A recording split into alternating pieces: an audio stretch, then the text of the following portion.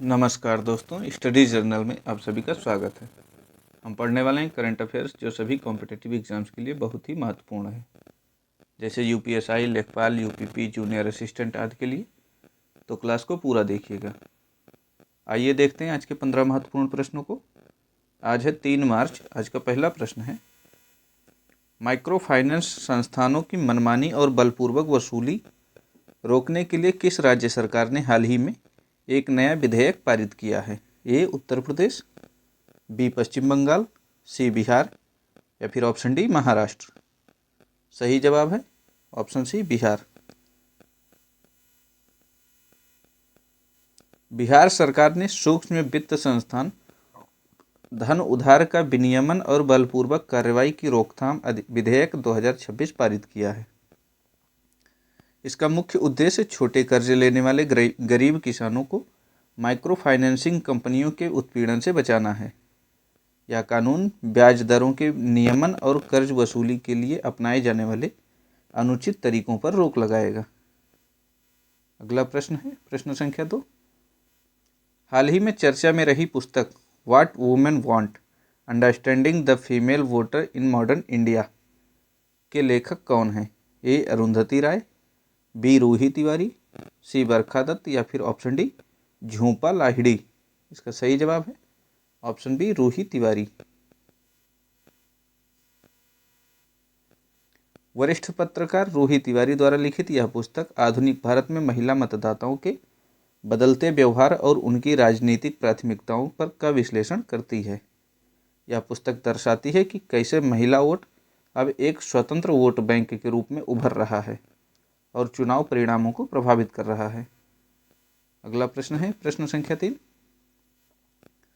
उपराष्ट्रपति ने किस राज्य में आध्यात्मिक जागृति के केंद्र चेतना गणाश्रम की आधारशिला रखी है? ए तमिलनाडु, बी कर्नाटक, सी केरल या फिर ऑप्शन डी आंध्र प्रदेश। सही जवाब है ऑप्शन सी केरल। भारत के उपराष्ट्रपति ने केरल में चेतना गणाश्रम की आधारशिला रखी। यह केंद्र सभी धर्मों के लोगों के लिए आध्यात्मिक शांति और सामाजिक सद्भाव का एक मंच होगा। यह केरल की समृद्ध सांस्कृतिक और आध्यात्मिक विरासत को आगे बढ़ाने की एक महत्वपूर्ण पहल है। अगला प्रश्न है प्रश्न संख्या 4। दुनिया का सबसे बड़ा दूरसंचार आयोजन मोबाइल वर्ल्ड कांग्रेस 2026 कहाँ शुरू होगा? A Tokyo Japan, B San Francisco USA में, सी बार्सिलोना स्पेन में या फिर ऑप्शन डी दुबई यूएई में। इसका सही जवाब है option C Barcelona Spain. Mobile world congress दुनिया का सबसे प्रभावशाली कनेक्टिविटी इवेंट है।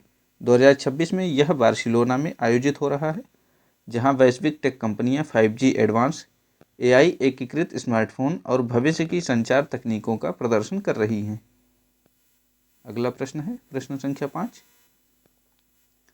ऊर्जा दक्षता ब्यूरो भारत सरकार के किस मंत्रालय के तहत एक वैधानिक निकाय के रूप में कार्य करता है? ए नवीन और नवीकरणीय ऊर्जा मंत्रालय, बी विद्युत मंत्रालय, सी पर्यावरण और वन मंत्रालय या फिर ऑप्शन डी पेट्रोलियम और प्राकृतिक गैस मंत्रालय। सही जवाब है ऑप्शन बी विद्युत मंत्रालय। BEE bureau of energy efficiency की स्थापना ऊर्जा संरक्षण अधिनियम 2001 के तहत की गई थी। हाल ही में इसने अपना 25वां स्थापना दिवस मनाया। इसका मुख्य कार्य भारतीय अर्थव्यवस्था की ऊर्जा तीव्रता में कम करने के लिए नीतियां बनाना और उपकरणों के लिए स्टार रेटिंग कार्यक्रम संचालित करना है। अगला प्रश्न संख्या 6। रणनीतिक रूप से महत्वपूर्ण त्रिंकोमालीपत्तन किस देश में स्थित है? ए मालदीव, बी श्रीलंका, सी म्यांमार या फिर ऑप्शन डी बांग्लादेश। सही जवाब है ऑप्शन बी श्रीलंका। त्रिंकोमाली बंदरगाह श्रीलंका के पूर्वी तट पर स्थित एक प्राकृतिक गहरा जल बंदरगाह है।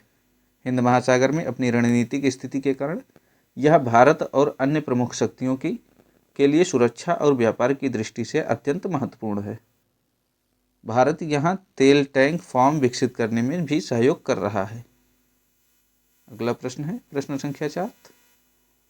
अयातुल्ला अली खोमेनेई अयातुल्ला अली खोमेनेई जिनका हाल ही में निधन हो गया, किस देश के सर्वोच्च नेता थे? A Iraq, B Turkey, C Iran या फिर ऑप्शन डी सीरिया। सही जवाब है option C Iran. Ayatollah Ali Khomeini Iran के सर्वोच्च राजनीतिक और धार्मिक नेता थे। वे 1989 से इस पद पर थे। हाल ही में एक हवाई हमले में उनकी मृत्यु के बाद पश्चिमी एशिया में भू राजनीतिक तनाव और बढ़ गया है। ईरान में सर्वोच्च नेता का पद राष्ट्रपति से भी ऊपर होता है। अगला प्रश्न है प्रश्न संख्या 8। स्वतंत्र भारत के बाद स्थापित होने वाली पहली भारतीय सेना की पहली कोर कौन सी है जिसने अपना 76वां स्थापना दिवस मनाया? ए सुदर्शन चक्र कोर, बी चेतक कोर, सी वज्र कोर या फिर ऑप्शन डी स्ट्राइक कोर।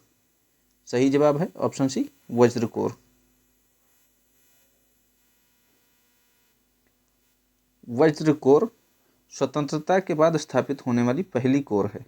इसका गठन 1950 में किया गया था और इसका मुख्यालय जालंधर में है। इसने भारत पाक युद्धों में महत्वपूर्ण भूमिका निभाई है। गर्व से सेवा इसका आदर्श वाक्य है। प्रश्न संख्या 9। 3 दिवसीय फिट इंडिया कार्निवल का शुभारंभ हाल ही में कहाँ किया गया? ए जुहू बीच मुंबई, बी मरीना बीच चेन्नई, सी आरके बीच विशाखापत्तनम या फिर ऑप्शन डी पुरी बीच ओडिशा। सही जवाब है ऑप्शन सी आरके बीच विशाखापत्तनम। फिट इंडिया अभियान के तहत विशाखापत्तनम के रामकृष्ण बीच पर भव्य कार्निवल का आयोजन किया गया है। इसका उद्देश्य लोगों को शारीरिक फिटनेस, योग और खेलों के प्रति जागरूक करना है। इसमें हजारों लोगों ने मैराथन और पारंपरिक खेलों में भाग लिया। अगला प्रश्न है प्रश्न संख्या 10। जनजातीय कार्य मंत्रालय द्वारा 2 से 24 मार्च तक किस कार्यक्रम का आयोजन किया जा रहा है? ए जनजातीय गौरव उत्सव, बी आदि महोत्सव, सी जनजातीय सांस्कृतिक विरासत कार्यक्रम या फिर ऑप्शन डी वन धन विकास मेला। सही जवाब है ऑप्शन सी जनजातीय सांस्कृतिक विरासत कार्यक्रम। इस कार्यक्रम का उद्देश्य भारत की विविध जनजातीय कलाओं, संगीत, नृत्य और पारंपरिक ज्ञान का संरक्षण और प्रदर्शन करना है।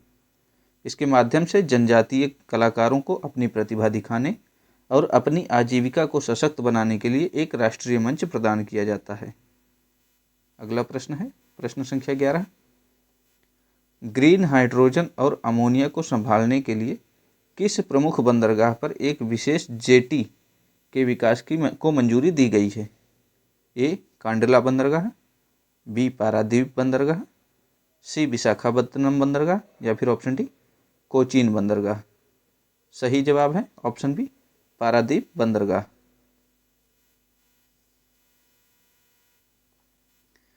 केंद्र सरकार ने ओडिशा के पारादीप बंदरगाह पर हरित हाइड्रोजन के निर्यात और भंडारण के लिए बुनियादी ढांचे को मंजूरी दी है। यह भारत के नेशनल ग्रीन हाइड्रोजन मिशन का हिस्सा है, जिससे भारत भविष्य में स्वच्छ ईंधन का वैश्विक केंद्र बन सके। अगला प्रश्न है प्रश्न संख्या 12। हिमाचल प्रदेश के मुख्यमंत्री ने बालिकाओं को सर्वाइकल कैंसर से बचाने के लिए कौन सा अभियान शुरू किया है?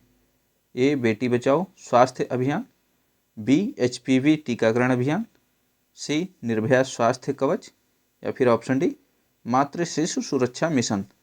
सही जवाब है ऑप्शन बी एचपीवी टीकाकरण अभियान।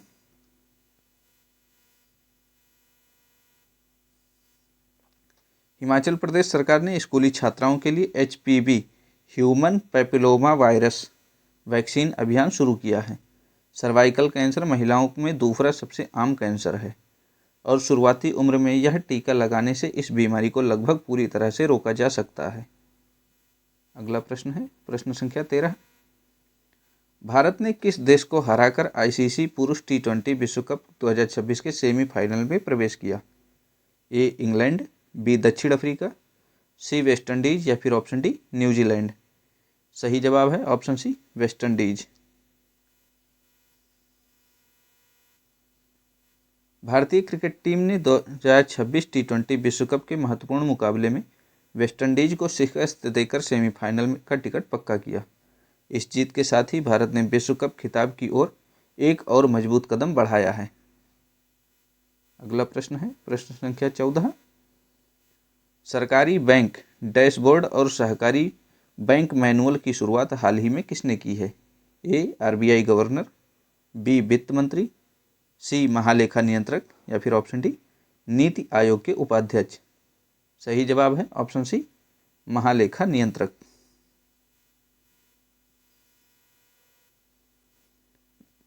नई दिल्ली में कंट्रोलर जनरल ऑफ अकाउंट्स यानी कि सीजीए द्वारा ये दो पहल शुरू की गई हैं।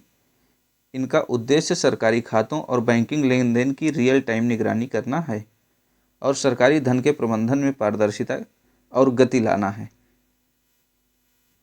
आज का अंतिम प्रश्न है प्रश्न संख्या 15।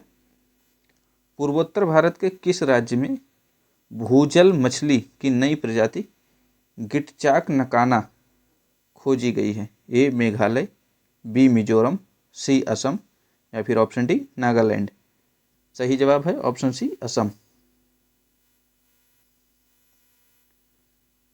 वैज्ञानिकों ने असम में मिट्टी के नीचे भूजल वृत्तों में रहने वाली मछली की एक दुर्लभ प्रजाति खोजी है।